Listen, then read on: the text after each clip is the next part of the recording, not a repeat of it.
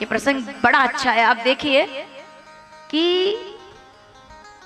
भगवान लीला कर रहे हैं और उनका दर्शन भोलेनाथ कर रहे हैं। जैसे ही भोलेनाथ ने देखा, राम जी सामने से रोते हुए आते हैं। शंकर जी की आंखें तृप्त हो गई। ओहो, जो संकल्प किया था पूरा हो गया, मेरे भगवान आ गए हैं सामने। त्रिशूल डमरू एक तरफ रख करके मेरे भोलेनाथ दोनों हाथ जोड़कर प्रणाम करके कहते हैं, आइए प्रणाम करें। क्या कहा?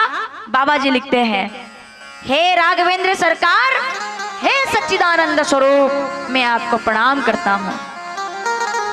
जय सच्चिदानंद जग पावन। क्या कहा? नारायण नहीं कहा, राम नहीं कहा, घनश्याम नहीं कहा, नरसिंह नहीं कहा, वामन नहीं कहा, मत्स्य नहीं कहा, ये सब रूप भी तो भगवान के ही थे। परशुराम नहीं कहा, क्या कहा? सच्चिदानंद जग पावन। क्यों? क्योंकि शंकर जी जानते हैं कि चाहे आपने राम जी का रूप बनाया है, पर मैं तो जानता हूं ना कि आप सच्चिदानंद परमात्मा हैं, आप सत्यचित आनंद घन प्रकाश हैं। कल आपने देखा कि हम जब आए तब यहाँ विद्यालय के बच्चे झांकी में बैठे हुए थे, देखा था आपने? राम जी और सीता जी बन करके, हनुमान जी बन करके। हनुमान जी ने मुखोटा लगाया था लाल।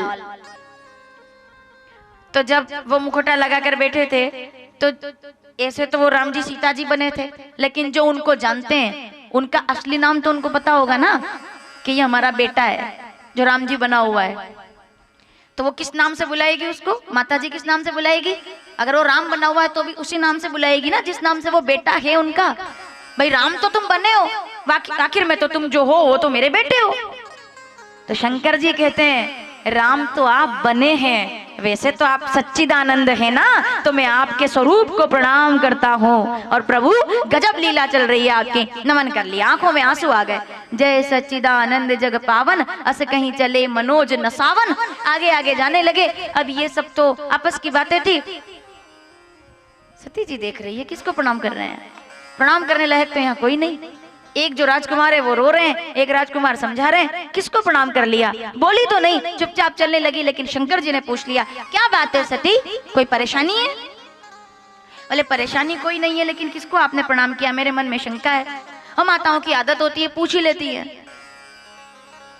अगर आपके पति किसी से कह राम राम तो आप पूछ लेते हो किससे राम राम कर रहे हो। और खास करके फोन पे जब बात चल रही हो, फोन पे बात चल रही है, हाँ हाँ भैया मैं आ जाऊंगा, अरे बड़ी कृपा आपकी, अरे आप नहीं होते तो हमारा क्या होता।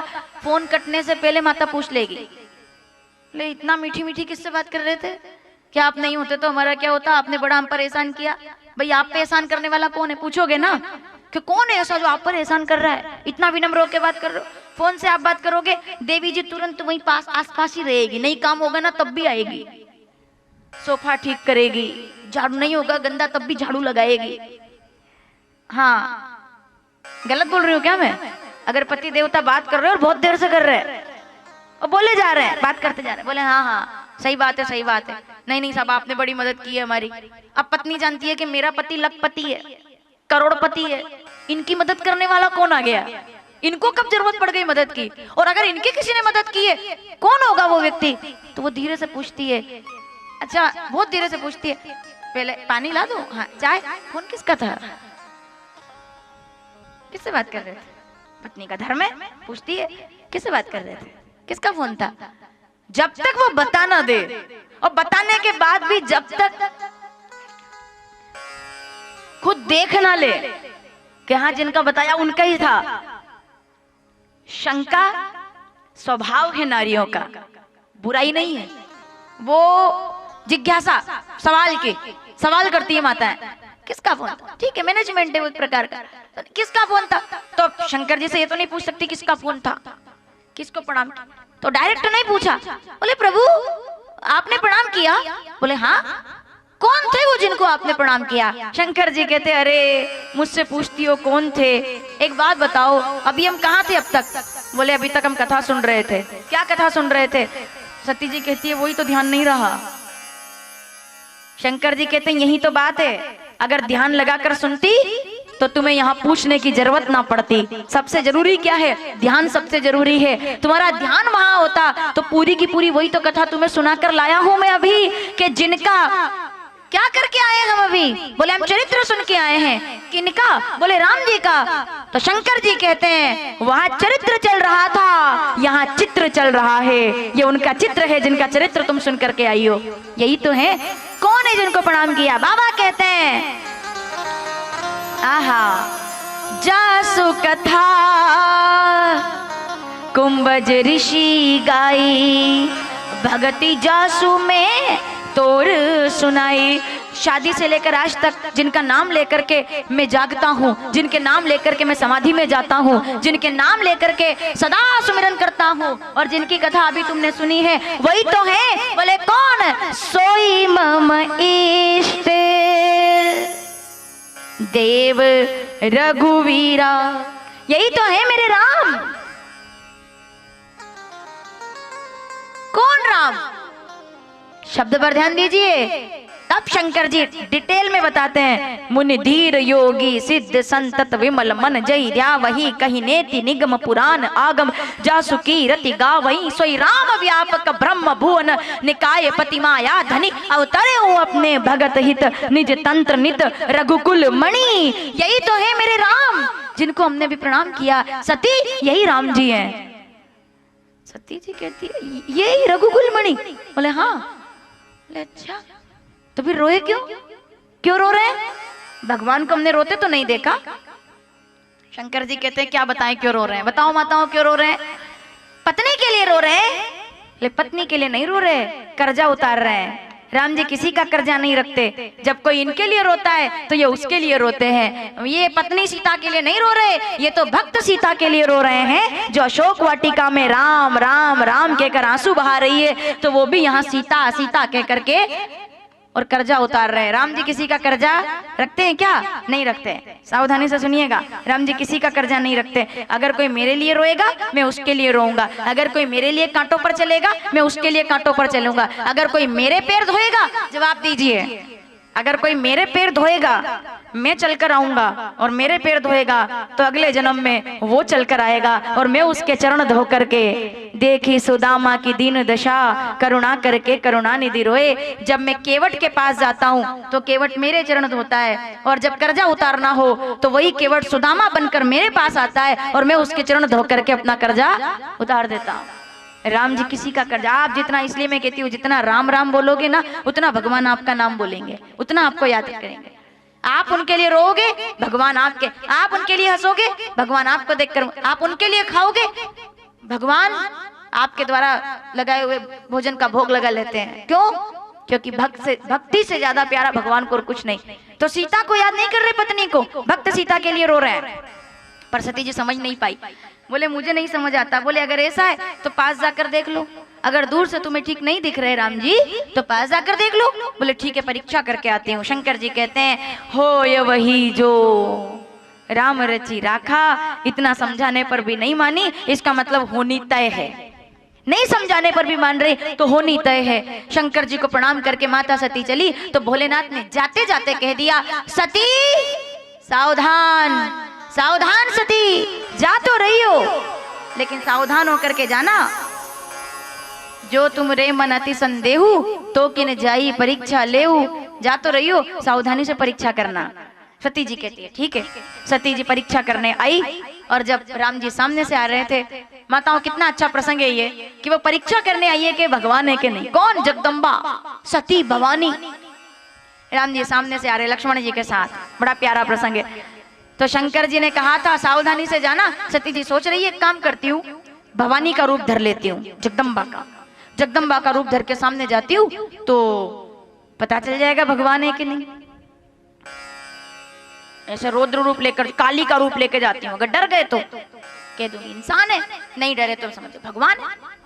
पुनि पुनि हृदय विचार करी धरी सीता कर रूप। फिर शक्ति का रूप नहीं धरा, बोले काली का रूप धरूंगी, सती का रूप या जगदम्बा का रूप धरूंगी तो बात बनेगी नहीं। कोई ऐसा रूप धरा जाए जिससे काम हो सके। तो सीता जी का रूप लेकर के आई। पुनि पुनि हृदय विचार करी धरी सीता कर रूप। सती सीता बन गई कि जैसे ही मेरे पास आएंगे और कहेंगे सीता कहाँ गई थी, मैं कह दूंगी मैं सती हूँ, है ना। सीता जी बन करके आई। इधर से राम जी सामने से आए, दोनों का आमना सामना हुआ। राम जी नहीं चाहते थे कि मैं बात करूं, देवी जी दुखी हो जाएंगे, और मेरे राम जी कभी किसी को दुखी नहीं करते। तो आखिर तो सामने आ गई, आमना सामना हो गया। अब दोनों एक दूसरे के सामने खड़े हैं। माताओं कौन? सती जी सीता बन करके, क्या सोचकर कि जैसे ही मुझे देखेंगे और मेरा हाथ पकड़ लेंगे कि सीता कहाँ गई थी तुम।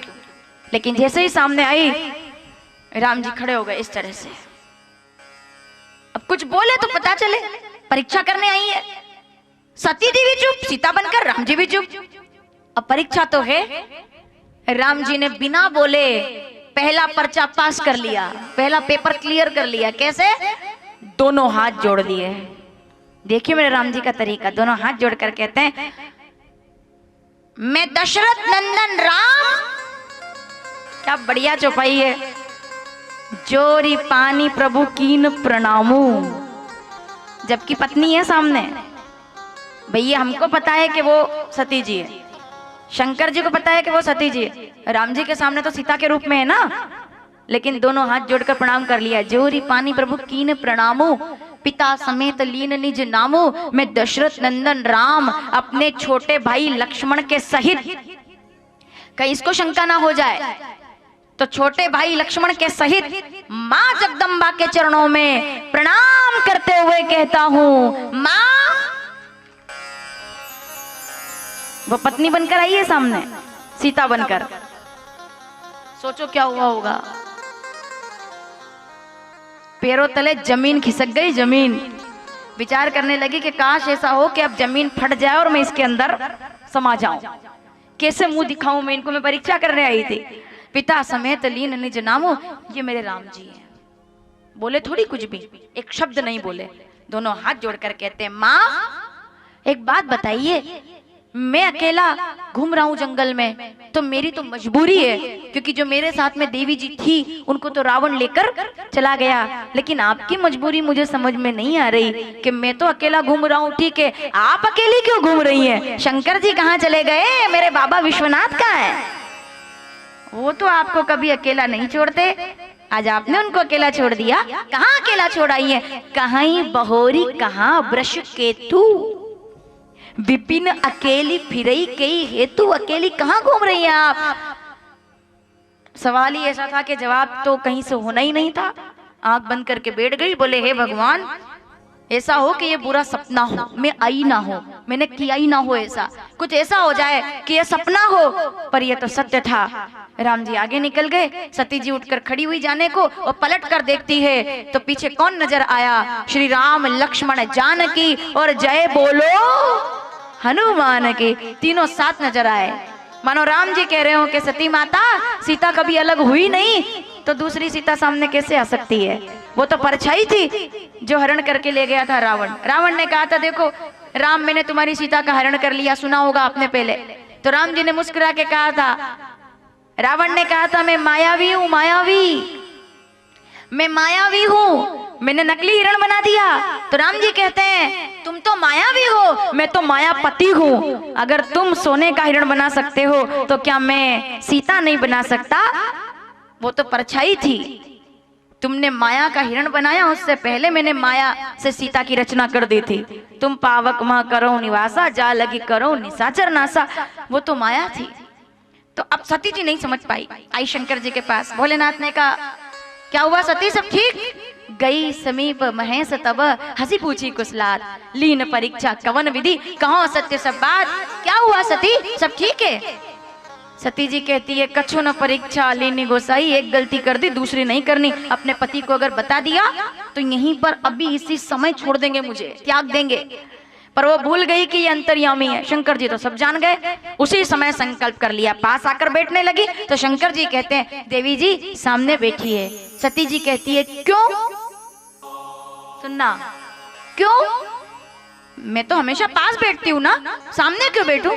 शंकर जी मन में कहते हैं कि अब जो करूं सती सन प्रीति, मिटई धर्म पत होई अनीति। जब जब भी मैं सती को देखूंगा, मुझे सती में सीता माँ नजर आएगी, और अब तो ये माता के समान नजर आ रही है। अब ये मेरी पत्नी नहीं, मैं इनका त्याग करता हूं।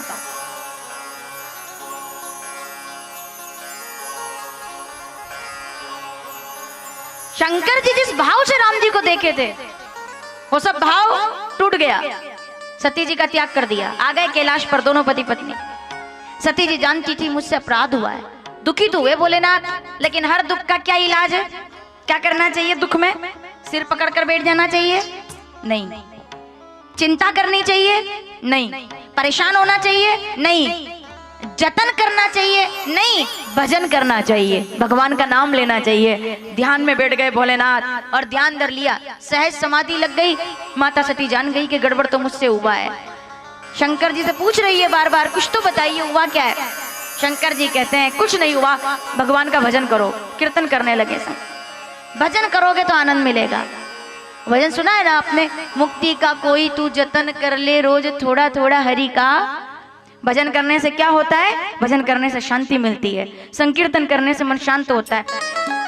दुनिया में रह रहे हो ना आप, जिस तरह की हम लोग मंच से कह दें कि बहुत खुश रहो, किसी का ऐसे कोई गलत शब्द मत बोलो, मंच से बोलना बड़ा सरल है, प्रैक्टिकली दुनिया में रहना बड़ा कठिन है। हम चाहते हैं कि हम क्रोध ना करें, पर लोग, हम किसी को प्रणाम करते हैं, लोग कहते हैं सुखी रहो। कहते तो हैं सुखी रहो, पे मजा लेके सुखी रहने दे। कहते हैं सुखी रहो, रहने नहीं देते। ये दुनिया है। तो क्या करना चाहिए? सामने वाले से बदला लेना चाहिए, है ना, कि तुम हमारे साथ ऐसा क्यों कर रहे हो। बदला लेना चाहिए। बदला लेने वाला बड़ा नहीं होता, सामने वाले को अपने व्यवहार से बदल देने वाला बड़ा होता है। कभी कभी जो आपका विरोध करता है, आपके व्यवहार की वजह से वही आपके समर्थन में आकर खड़ा होगा, क्योंकि आपके व्यवहार से आपने उससे बदला नहीं लिया, उसको बदल दिया। शंकर जी ध्यान में बैठ गए। बदला नहीं लिया कि तुमने परीक्षा क्योंकि सती को बदल दिया। मन में ग्लानि हुई, कीर्तन भजन करने लगे। क्या करना चाहिए जब मन उद्विग्न हो जाए, परेशानी आए? बैठ जाना चाहिए अकेले, मौन। शंकर जी मौन ले ले, साधना में। आइए हम भी जरा कीर्तन के साथ। मुक्ति का कोई तू जतन कर ले, रोज थोड़ा थोड़ा।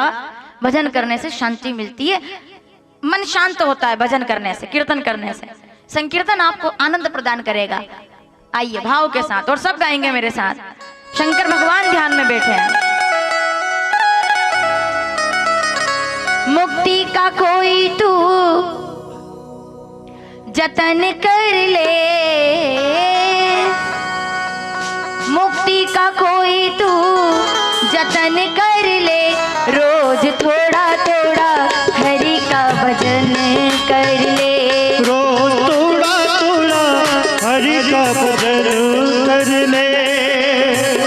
मुक्ति का कोई तू जतन कर ले, मुक्ति का कोई तू जतन कर ले। रोज थोड़ा थोड़ा हरि का भजन कर ले, रोज थोड़ा थोड़ा हरि का भजन कर ले।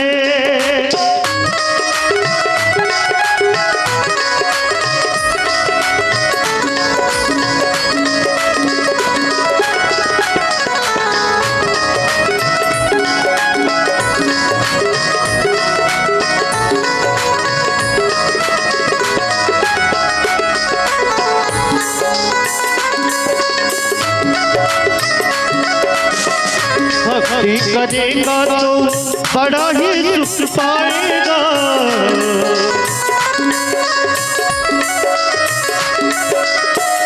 भक्ति से आत्मा का मेल धुल जाएगा, भक्ति से आत्मा का मेल धुल जाएगा।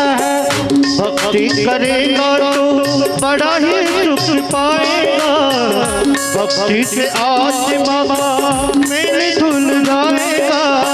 हरि नाम वाला सुबह शाम जप ले, हरि नाम वाला सुबह शाम जप ले। रोज थोड़ा थोड़ा हरि का भजन कर ले, रोज थोड़ा थोड़ा प्रभु का भजन कर ले।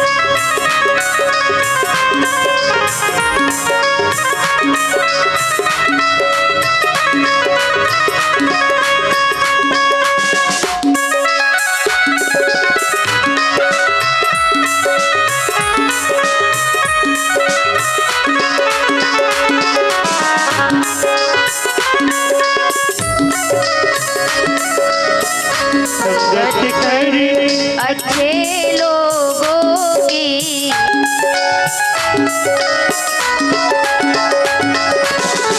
संगत करी अच्छे लोगों की, दवा मिल जाएगी सभी रोगों की।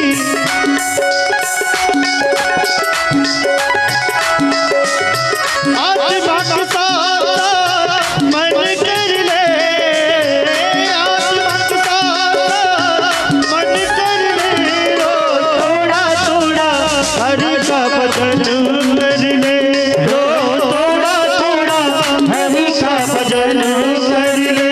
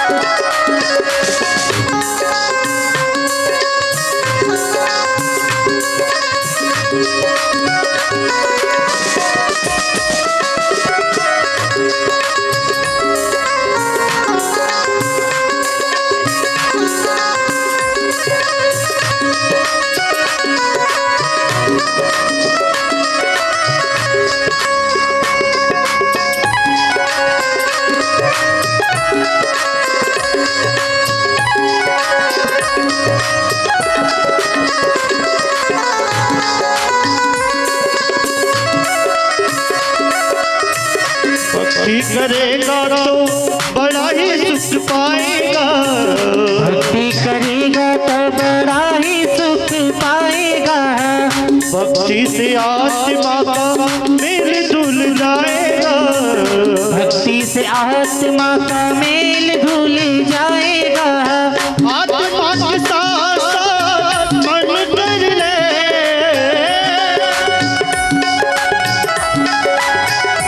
रो थोड़ा थोड़ा हरि का भजन कर ले, रो थोड़ा थोड़ा प्रभु का भजन कर ले।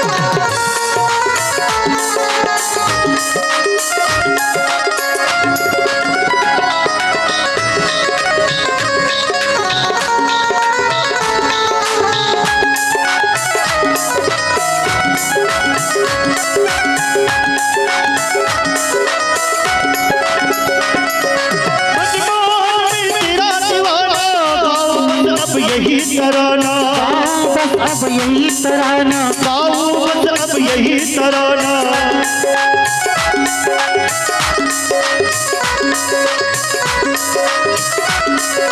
श्याम सलोना तू मेरा बिजवार है, श्याम सलोना तू मेरा बिजवार है, मेरे मन का मोहन तू दिलदार है।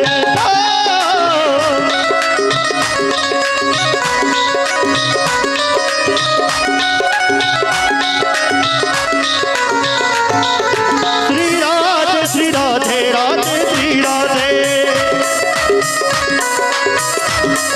श्री राधे श्री राधे राधे श्री राधे।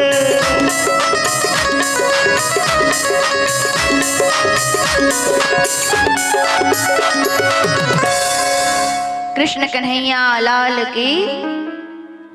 मुक्ति का कोई तू जतन कर ले, रोज थोड़ा थोड़ा हरि का। समस्याएं आएगी लेकिन भगवान का भजन करने से समस्या आकर निकल जाएगी और पता भी नहीं चलेगा।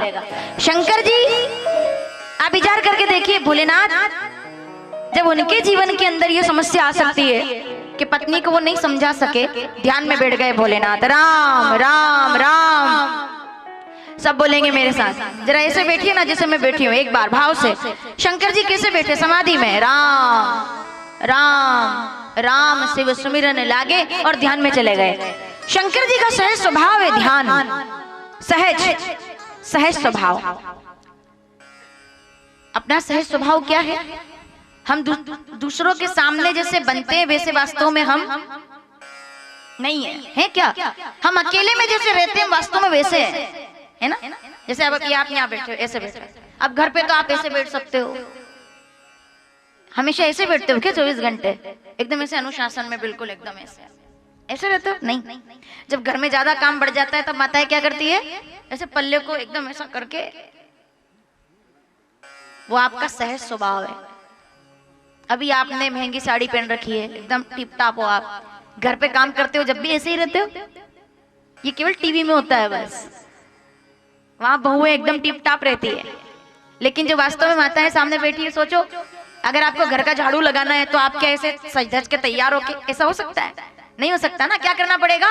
पल्ला सिर पे और ऐसे कमर में उसको लगा के और झाड़ू फटाफट फटाफट। क्यों? क्योंकि वो आपका सहज है। शंकर जी का सहज क्या है? समाधि में बैठ गए भोलेनाथ, ध्यान में वो बैठते और समाधि लग जाती है। राम राम राम सुमिरन लागे। माता सती जान गई कि भोलेनाथ ने कुछ तो कहा है मन में ऐसा, और कुछ ऐसा कहा है जिससे मेरा तो मामला गड़बड़ हो गया है, मुझे त्याग दिया क्या? 87,000 वर्ष तक भोलेनाथ ने समाधि लगाई, और 87,000 वर्ष तक पतिव्रता नारी है वो जगदम्बा है।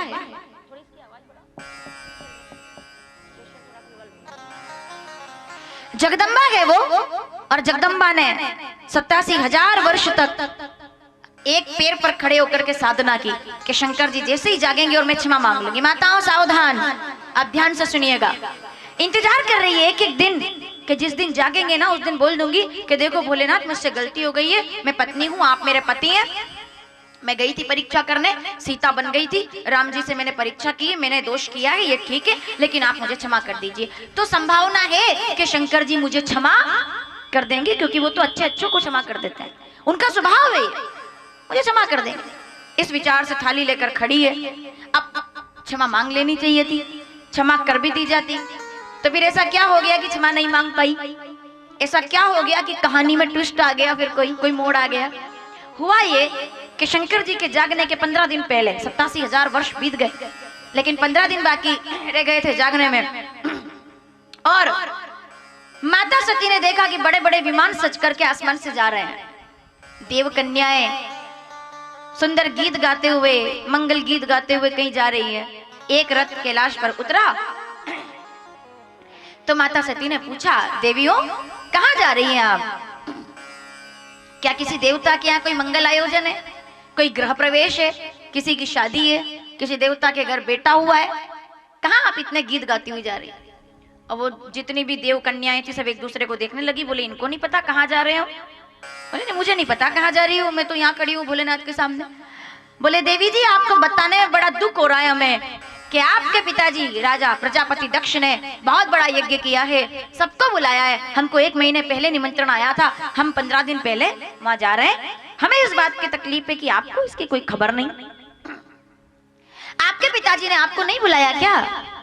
घर में कोई अनबन है, कोई बात है? अगर ससुराल वालों की बुराई हो तो फिर भी एक बार सुनी जा सकती है बहू के रूप में, लेकिन पियर वालों की बुराई तो नहीं सुनी जाती। सुनी जाती है? नहीं सुनी जाती, बड़ा मुश्किल है। पियर वालों की बुराई कोई नहीं सुनता।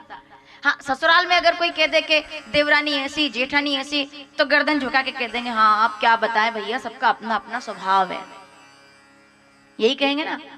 भले ही बुराई नहीं भी करेंगे तो मना नहीं करेंगे कि नहीं तुम गलत बोल रहे हो, कि आपकी देवरानी तो ऐसी है, तो आप धीरे से क्या कहोगे, हाँ भैया आप क्या कहें, हम तो ऐसे नहीं है, उनका स्वभाव है तो क्या करें, वो तो ऐसे ही है।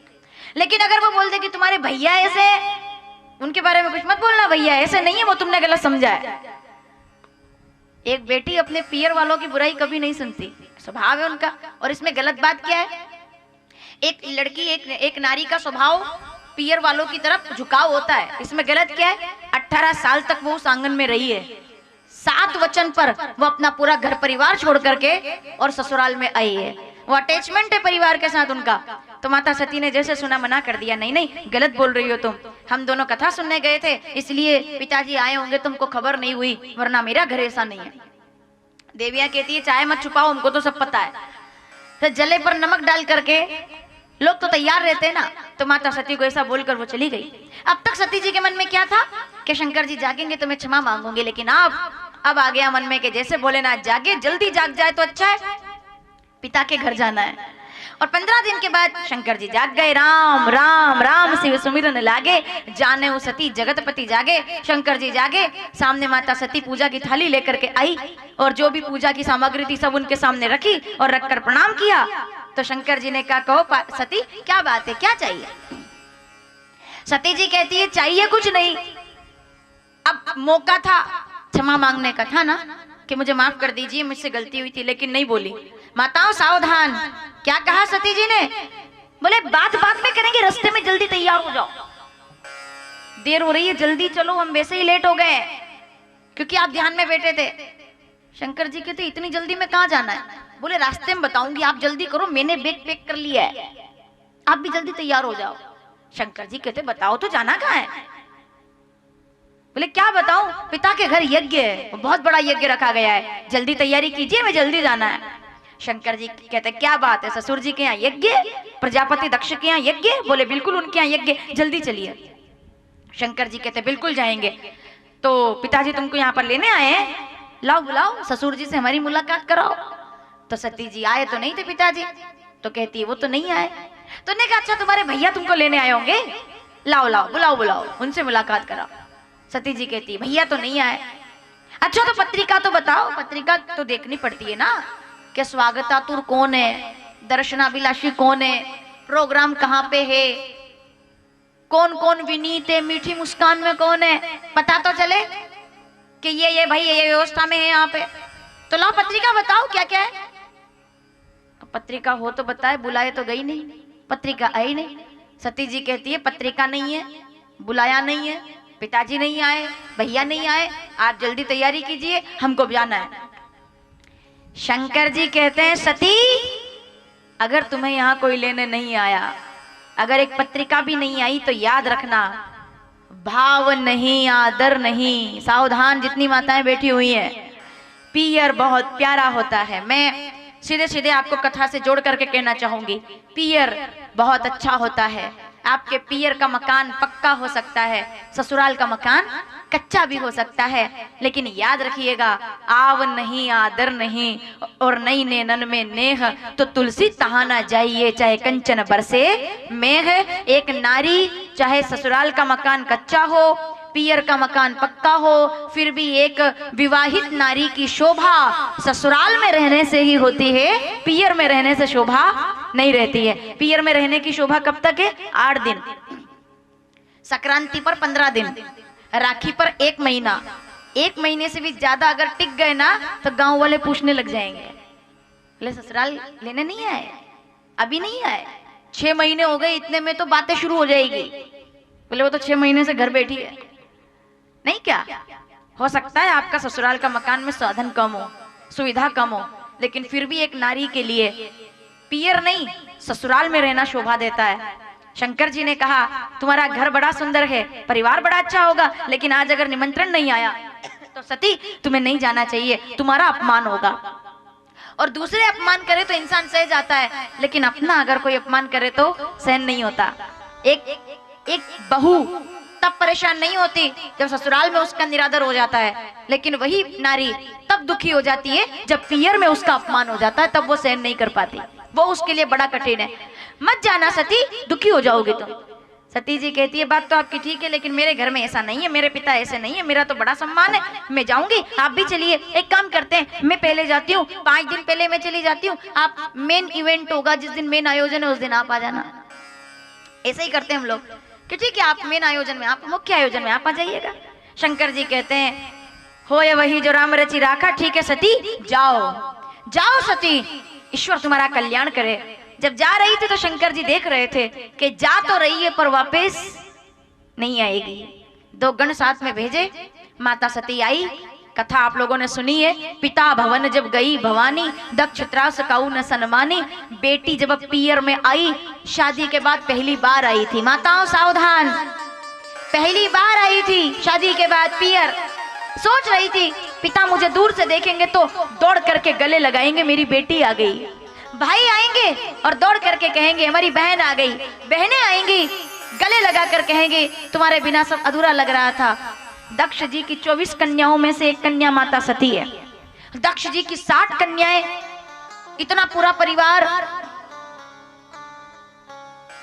सब दरवाजे पर खड़े होकर सबका स्वागत कर रहे थे। लेकिन जैसे ही सती को देखा, सती जी ने सोचा था पिता तो मुझे देखकर रो देंगे, क्योंकि जब मैं विदा हुई थी तब कितना प्यार से कहा था बाबुल की दुआएं लेती जा जा तुझको सुखी संसार मिले। जब मैं जा रही थी तब कितना रोए थे कि बेटी तू कब आएगी वापस, आज मैं आ गई हूँ, पिता मुझे गले लगाएंगे। अब विचार करके देखिएगा, हम तो इंसान है, वो तो देवी है ना, क्या बीती होगी उनके दिल पर। जैसे ही पिता ने देखा तो देख करके मुंह फेर लिया, जैसे पहचानते ही नहीं। दरवाजे तक आ गई तो दक्ष जी इधर उधर काम करने लगे। सती सामने खड़ी हो गई तो देखा तक नहीं, आंखों में आंसू आ गए।